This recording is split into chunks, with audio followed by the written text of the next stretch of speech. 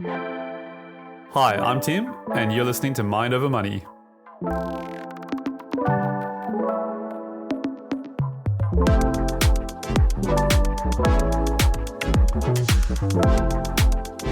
today we're talking about constraints, and I'm joined with Lachy and Archie. G'day, boys. Hello. G'day. G'day, Tim. G'day, Lachlan. Yeah, good to be together. We haven't had a podcast in a little while, and we're pretty excited to discuss today's topic. So shall we jump straight in? Everyone's favorite topic, constraints. What everyone's talking about all the time. But I think today will be really helpful. And because when we talk about constraints, we often think of it as a negative thing. I'm not sure how you guys think about constraints, but it sounds like all these things blocking me from living in my freedom. That's how I think as a millennial, of course. And but what we want to talk about today is how constraint can be an actual tool to help us achieve our goals and actually have more freedom than we even expected. So should we jump into that? Yeah, I think it'd be good to start talking about, when we say the word constraints, what are we talking about? What does that mean to you, Archie, the word constraints, when you hear that? Well, as Generation X, it's the government and all the stuff that the government comes out with that, gets in the way. That feels like millennial and Gen Y, Gen A, all in the same boat. Yeah, but we really like to bash the government in our generation. Right.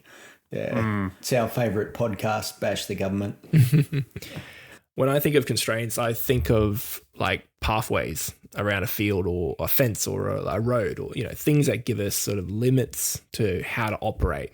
So we don't step out of our house and there's a car driving right across our front lawn or when we walk down the pathway. Like in Asia.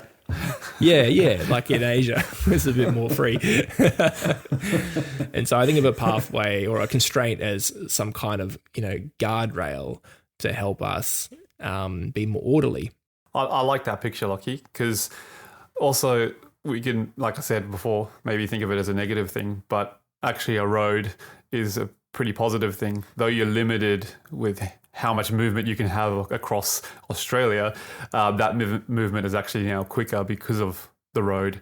And I think that's the same with constraints that we want to talk about today, is that they're not limiting our lives. They're actually giving focus and going to be able to get us to our goals more quickly. Unless you live in Toowoomba and you just wonder, why do the roads go like this? Why are there so many traffic lights? Traffic lights in Toowoomba are a big constraint. Shout out to our friends in Toowoomba. We know we have a lot of listeners there. So we all have constraints. What are some of the things that we hear people say when we're actually speaking this out? Common things I hear is, we don't have enough time or don't have enough money. Yeah. I could never afford a home. I've heard, I don't have the skills, I don't have the qualifications, the good looks. The height. You've never heard that, Lachy. You've just been coasting on your looks. Yeah, I think a big constraint that I hear is the words that we say over ourselves. If that makes sense, we almost speak constraints over ourselves. Maybe that's a little bit woo-woo out there, but I think it's really true. Like the words that we use can become the constraints that limit our lives. Yeah.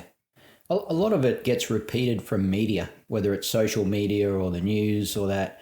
We often repeat the same things that we're hearing or what our friends might be saying.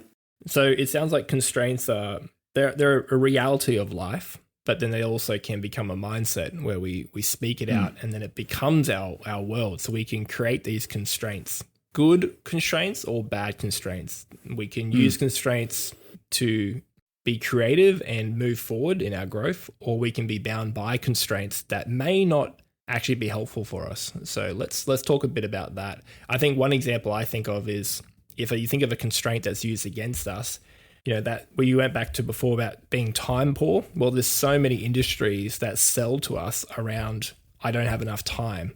So if that's your mindset around that constraint, then you're probably going to spend, if we're talking about finances here, you're probably going to spend money on things, services, I think maybe like takeaway food or subscriptions that will feed off that constraint.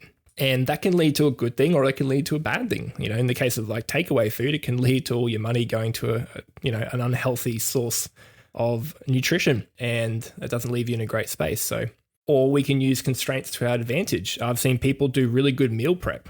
I've even seen really successful and wealthy CEOs do it. They love meal prepping. On a Sunday, they're out there meal prepping for the week. You know, and these are the people that are time poor, but do have the resources. They could just buy food on the go, but they've chosen to use that constraint and have fun with it. Yeah, it's good. I'm always amazed at when you go to places like in Asia, we were talking about that before, how you go into these kitchens and they're so tiny. There's tiny bench, tiny fridge, half the bench is the top of a washing machine, and yet they can come out with all these meals. You know, within about 15 to 20 minutes, you got 5 or 6 dishes coming out, beautifully cooked, delicious.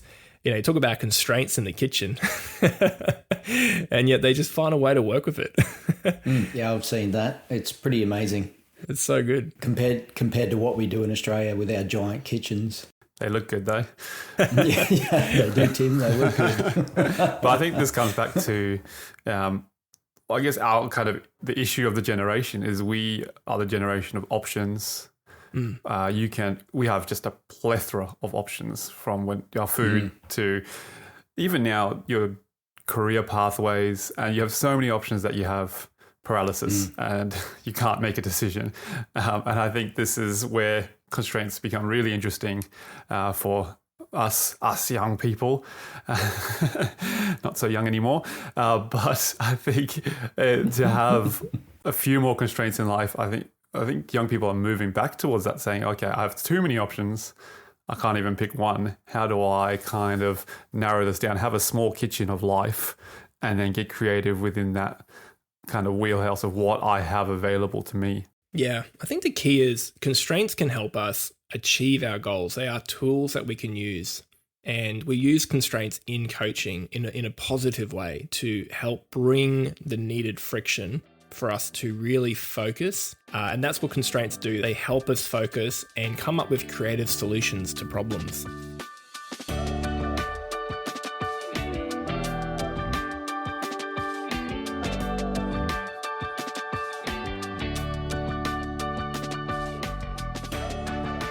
Maybe let's talk about some of the types of constraints, and then we'll go into actually, how do we actually implement some?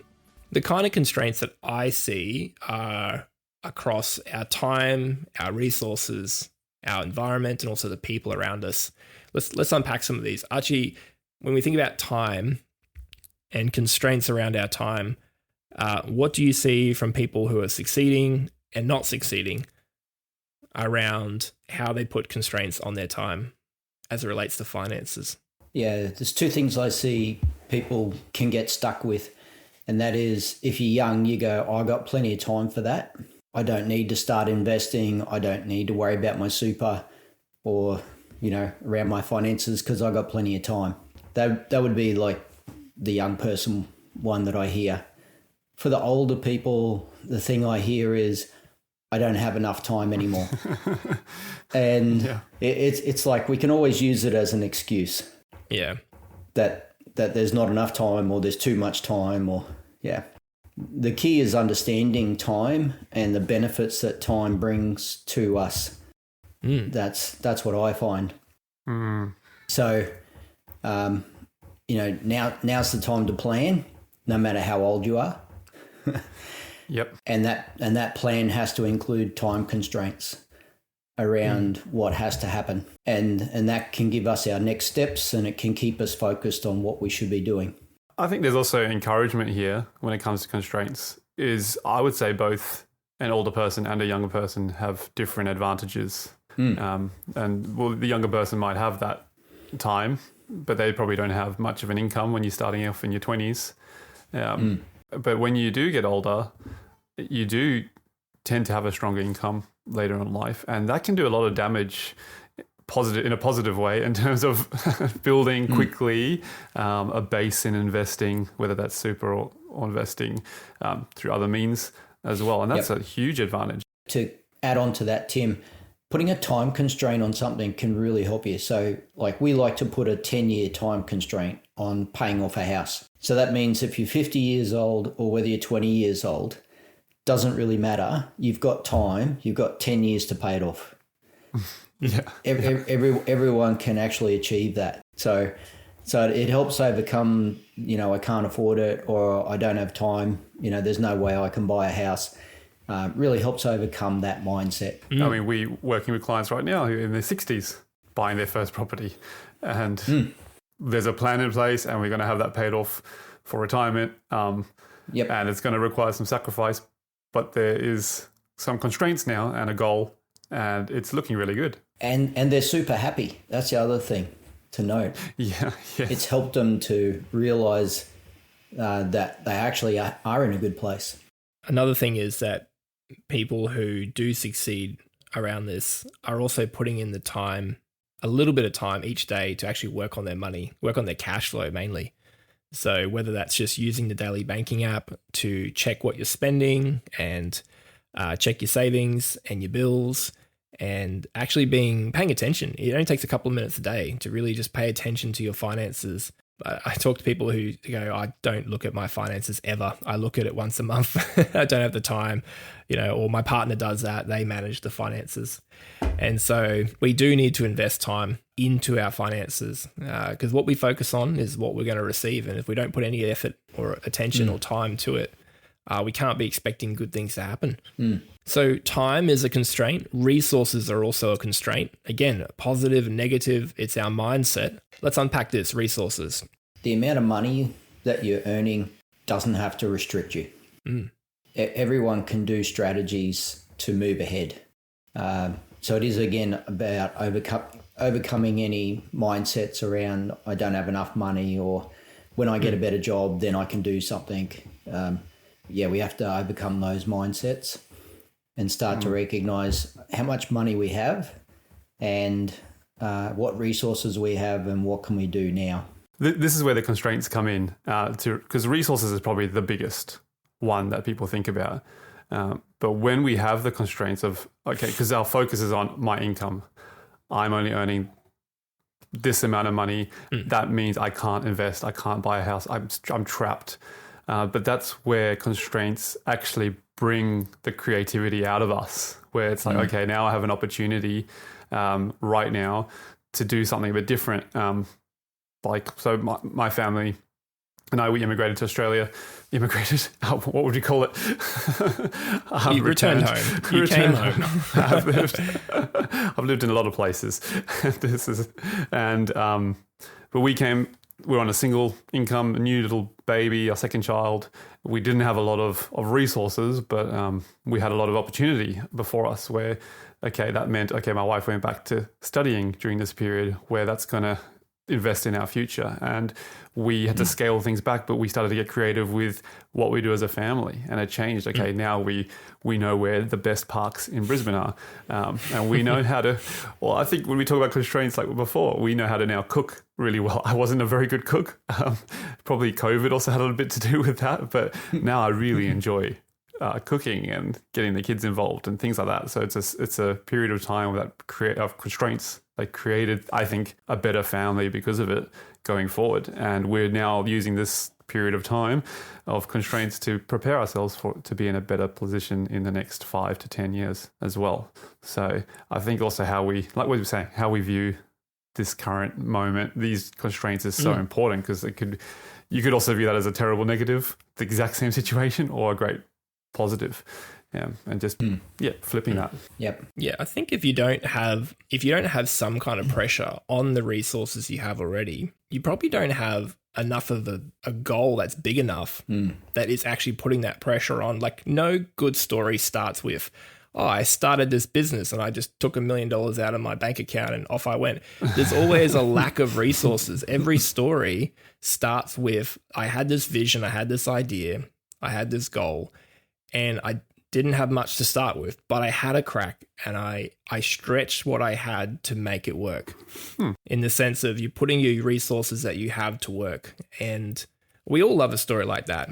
And that's the point. There's supposed to be friction. There's supposed to be a forcing of you to look at what you have and go, how do I make this work? How do I utilize this, what I have now? and to see it grow.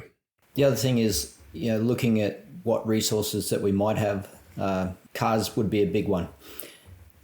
So, quite often especially in Australia, everyone's buying these hybrid cars or electric cars, or, there's all this stuff going on around cars all the time. And there's a lot of pressure on us, to be driving something really good. And, that vehicle could be chewing all of our money that we really should be putting across into investments or paying off debt and getting ourselves in a better place so that we're financially free in 5 or 10 years' time to be able to have the good car. But we got to have that mindset of like, is the car a resource at the moment, or is it a problem?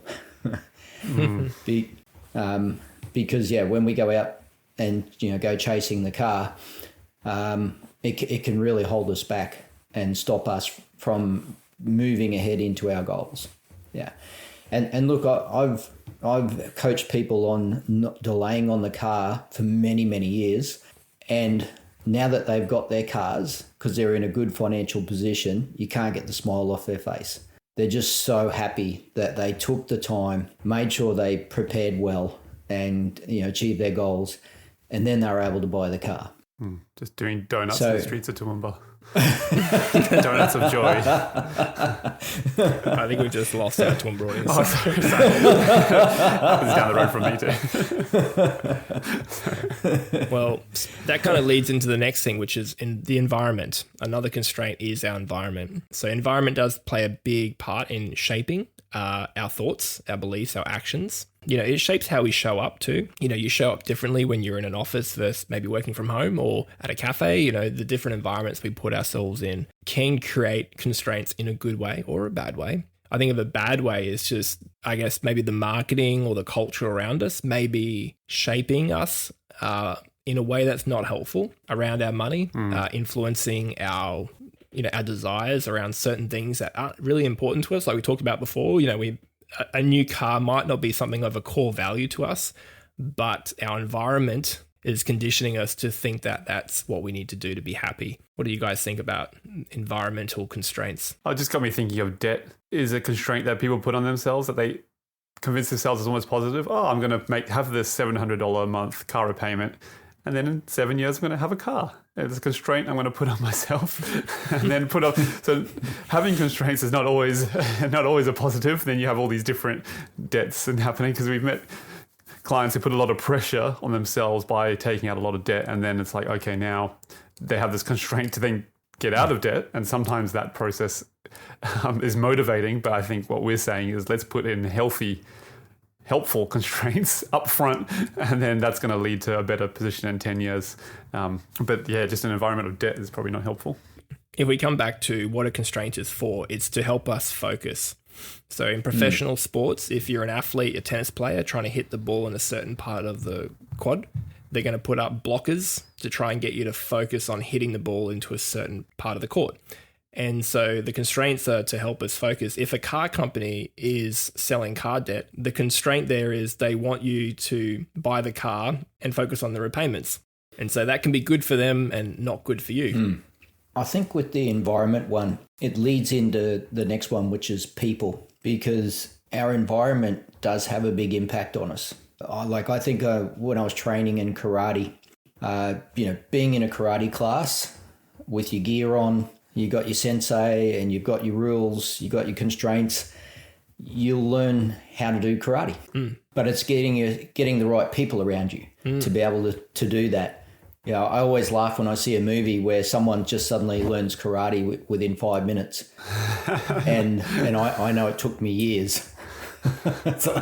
Oh, you mean wax on, wax off? I'm not gonna fix it up. Just paint the vents. It's true that if we want to be in an environment that is a good constraint, for example, it might be a professional environment, you'd go to an environment where you can be around others in that profession that you can learn from. It's the same for our finances, right? We want to create a good environment where we can talk about finances with our partner, spouse, be honest with ourselves about our finances and explore our hopes and dreams around finances. And we need an environment which is, Waymaker. That's what we're here for. Which leads into the people side of things. So, we need good people in our life to help us succeed. Yeah. And the right people. So, including coaches, counselors, whatever we're needing at the time, that's going to really help us to move ahead and help put those constraints in place that we're needing. Because we can't always do it because we don't know what we don't know. So, it's a bit hard to put a constraint in place if you don't know what it is that you should be doing or that's going to lead to achieving the goal. I think that's the key part there of the coach and of constraints is also where are we going? Getting clarity around that goal and the plan at the crux of it, at the center of it. That's what we're trying to pull out, tease out together in the process and then get really defined on, okay, where are we going? Otherwise, we're just driving on the great open road, going anywhere. But we want to figure out this is the goal, this is where we're headed, and then putting those constraints, the right constraints in place. And a big part around people is trust. Being able to work with people that you trust. Like in Australia, we can look for where can I get free information from, or where can I get free advice from. Well, there's no such thing as free advice, because when you make the mistake, that comes with the free advice, it costs you money, because that's when things go wrong and it costs you money. So the thing is, you're going to pay no matter what. You're either going to pay with losses or you're going to pay to have a trusted person or trusted people that you're working with to help you build your goals, build your what you're wanting to do. And that includes life coaches, which can be around career and what you're building there, apart from what we do with finances at Waymaker. Yep. And building marriage, building all the different areas of our life. But getting those trusted people, it's worth the money. You have to pay for them, but it's worth the money.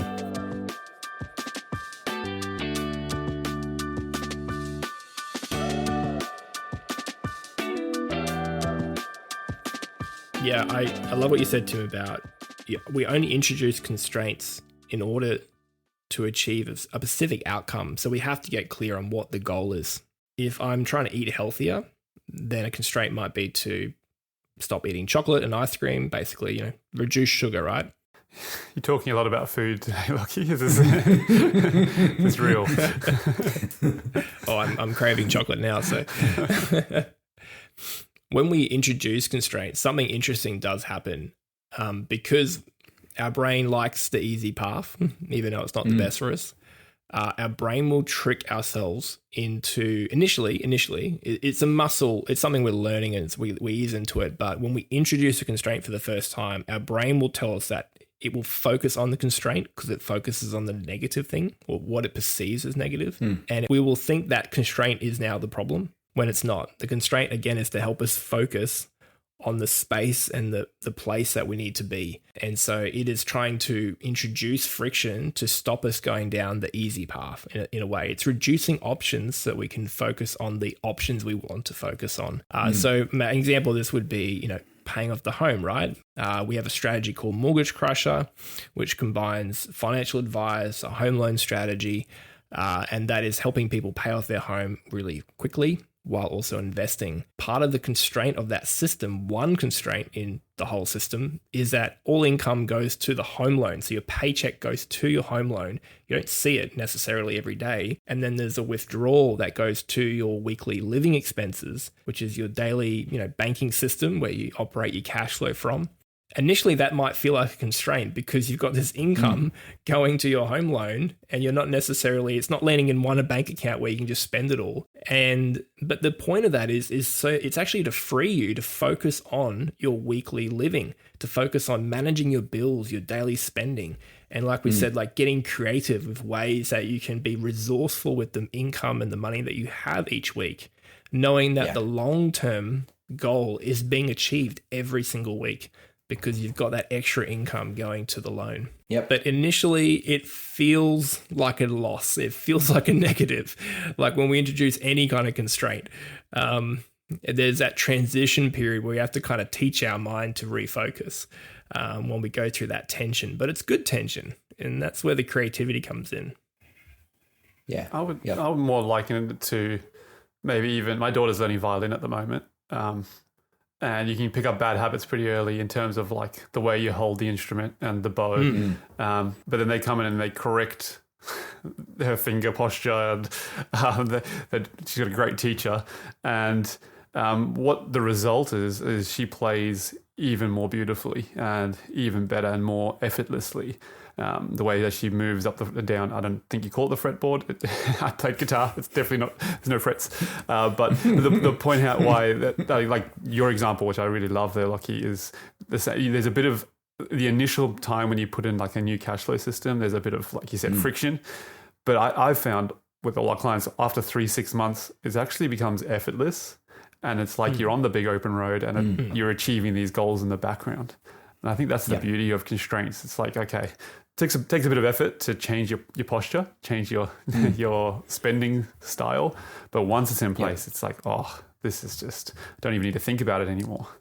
And that's where it comes back to putting things in place like investments, buying a home, paying off a home. These things, we often see people get worried and concerned about doing these things. But once they get into it and get it going, they understand. You can see that there's no more pressure after a while, because it's no longer a constraint. It's all happening. It's working, and they're achieving their goals and they're heading in the right direction. And that's when you start to see people smile and a lot happier, because they're understanding their situation and what they're achieving. Well, constraints, reject them at your own peril. They are a tool to help us live a great life and achieve our goals. And so, worth thinking about as an action step this week. What goals are you focused on achieving? And how can you introduce a couple of constraints this week? And just keep in mind, like, our mindset around constraints and how we frame things when we experience a constraint. Probably like one last thought, maybe Archie, we talked about this earlier in the week, is around tax. If we have a focus on, I pay so much tax, and so you make everything about minimizing tax, when really it's like, look, we're a high tax country. That's old news. It's also the best country in the world to live in. But we can focus on building great wealth and a great life. So instead of having this mindset that's locked into tax minimization, let's have a mindset that can use the tax environment to actually build really a great life in Australia. Yep, I would agree.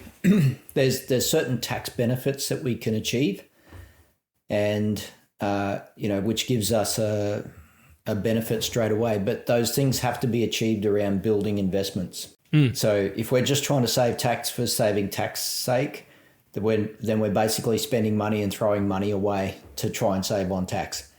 But if we're building investments and getting a tax benefit out of that, then we get a double win, because some of our tax benefits that we're achieving are actually going back into an investment and growing an investment. So Australia does have good advantages, even though we are a high tax country. There's always good advantages that we can take and utilize for our situation.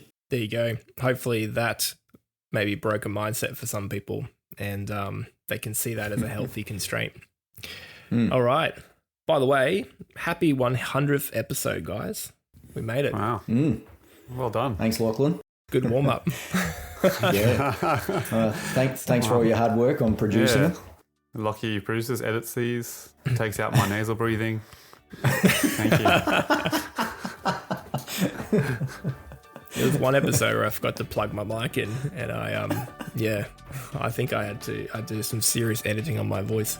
Well, we'll have AIs discussing this soon, just in our likeness. Well, if you hang around for the next 100 episodes, I'm sure it'll be worth it, and we may be robots by then, but thanks for tuning in. If you have been, we actually come across people all the time that say, I've just gone to the podcast, I'm going to go back and listen to episode 1, to which we both kind of look at each other and go, oh, really? I wonder what we said on episode 1. And they go, it was really great. And I had to pull it up the other day because I was a bit scared at what was episode 1.